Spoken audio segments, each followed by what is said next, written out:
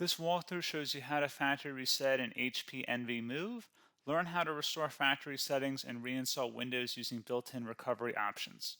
So this should hopefully be a pretty straightforward process, guys, and without further ado, let's go ahead and jump right into it. It's supposed to not delete your personal files. I strongly suggest that you create a backup of any important files or documents before you proceed, because even though it might say that it's going to save your personal files, there's no guarantees that it will, so just keep that in mind, and we're going to go ahead and jump right into it. So we're going to go ahead and start by right-clicking on the Windows Start menu, and we're going to select the settings. You want to select System, and then on the right side, scroll down until you get to Recovery. Reset Advanced Startup Previous Version of Windows. Go ahead and open that up. So we're going to start by going underneath Recovery Options, reset this PC, choose to keep or remove your personal files, then reinstall Windows. Go ahead and select Reset PC. Underneath Choose an option, Keep My Files removes apps and settings but keeps your personal files. Now, like I said, there's no guarantee, but you still want to create a backup, but we are going to select that for today's tutorial here. And it's going to ask how would you like to reinstall Windows. I usually do a local reinstall, so that's what I'm going to select. And current settings is going to reinstall Windows from this device, and then we're going to select next again. This shouldn't take too long here, guys. And resetting will change settings back to their default, keep personal files, reinstall Windows from this device, remove all apps and programs, and you can also view what apps will be removed. This will take some time and your PC will restart. These are the apps that will be removed, so take note of that. So you're definitely going to have to reinstall some stuff once it's done. So it looks like I accidentally closed out of there, so I'm just going to go back to exactly where we were. And we're just going to go ahead and proceed with the reset here and select reset.